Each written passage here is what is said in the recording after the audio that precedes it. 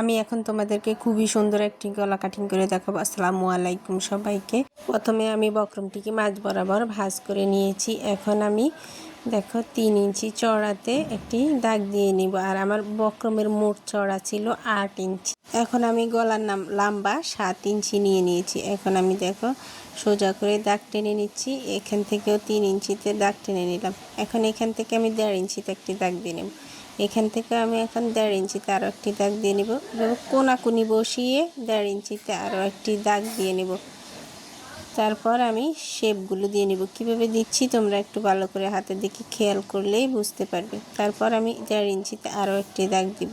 এখান থেকে দিয়ে নিলাম। এখন আমি এখানেও শেপ দিয়ে নিব। তারপর এভাবে ভিতর থেকে একটি শেপ দিয়ে নিব।